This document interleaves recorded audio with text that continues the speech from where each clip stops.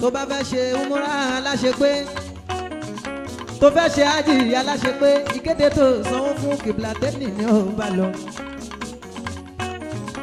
Kiblateni Travels and Tours lẹ́lẹ́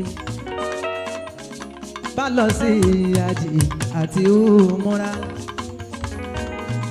kó lè jẹ́ rọrùn àti ṣiṣẹ́ pé Kiblateni Travels and Tours lẹ́lẹ́ bá lọ sí ájì àti umura kó lè jẹ́ rọrùn àti ṣiṣẹ́ pé.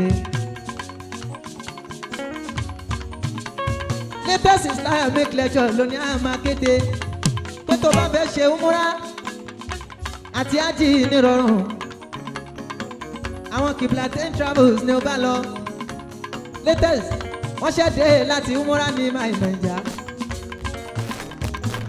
Latest ẹ̀ṣẹ̀dé láti umura ní pẹ̀lú bàbá wa ta kọ́fí àti bàbá wa Alhariri gbogbo àwọn èèyàn pàtàkì pàtàkì Fẹ́mi Adébáyọ̀ Sálámì gan ṣẹ́ẹ̀rì sí wọ́n ní Kiblateni Travels and Tours wọ́n sọ pé àwọn ní bàbá TBC Abdulbaki òun gan ṣẹ́ẹ̀rì sí o my Naija latest Islamic lecture gan ti ṣẹ́ẹ̀rì sí pé Kiblateni Travels and Tours tó bá fẹ́ ṣe ájì nírọ̀rùn àti umura tí ò ní jẹ́ alágbèdá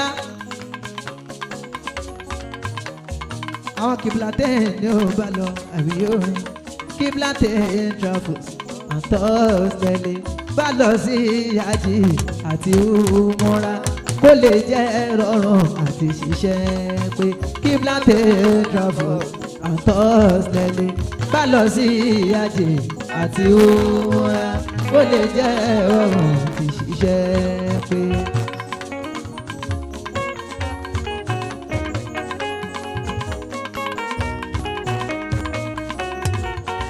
àwọn àfáà tó ń kó wa lọ síbẹ̀ àwọn olórí pípé ní bàbá ta kọ́fí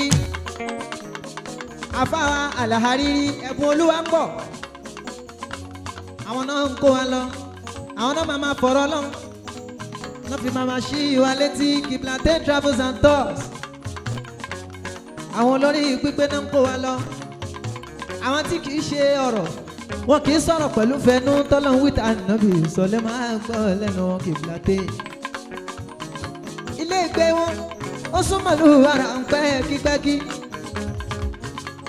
kò sí wàhálà níbẹ̀ tètè máa bá wọn lọ ilé ìgbé wọn ó súnmọ́ ara ń pẹ́ kípẹ́kí wọlé ò jáde ní ibi tí wọ́n fi ẹ́ sí wọlé ò jáde ní Kiblateni Travels and Tours. mọ́kàtàwíyé ń lọ lọ́dún èyí ọlọ́run fàṣẹ sí tí ò bá ń ṣe pé wọ́n rán wa ní wọ́n ní a máa lọ ní Kiblateni bá lọ. umura yẹn kọ́ bá wa lójijì ní àwíyé Kiblateni là ń bá lọ tá a bá fẹ́ lọ sí hajj tá a fẹ́ lọ sí umura.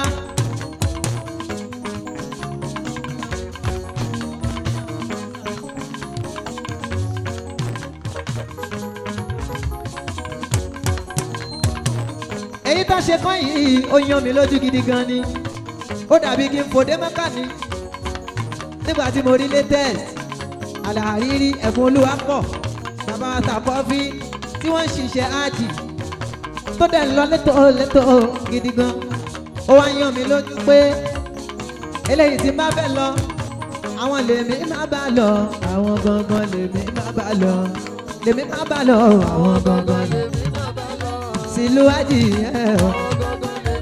tí má fẹ́ ṣe ájì àti umura tí mo fẹ́ kó jẹ́ ṣe aláṣẹ pé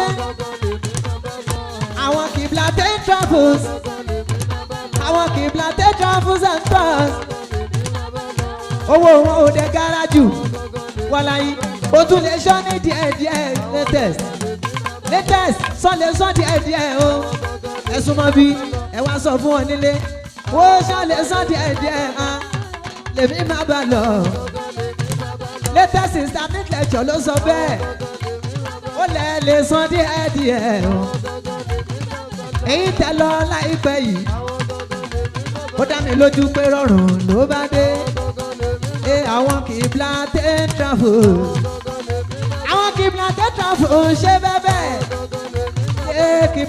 lèmi máa bá lọ. Adébáyọ̀ Sàlámì gan bá wọn lọ. Fẹ́mi Adébáyọ̀ gan bá wọn lọ. Bàbá wa ta kọ́fí gan bá wọn lọ. Ẹ̀bùn Olúwapọ̀ àlè àrírí. Àlè àrírí gangan ti bá wọn lọ. Abdulbaki gangan ti bá wọn lọ. Aláwìyé tí n bá fẹ́ ṣe àjìlá ṣe pé. Tí mo fẹ́ ṣe umura mi lá ṣe pé. Kí Plantain Travels lèmi máa bá lọ.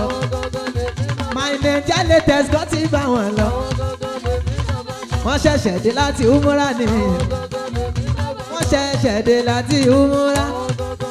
Ìyá sọ pé dòdòdò rèrè mímí rèmí rèdò.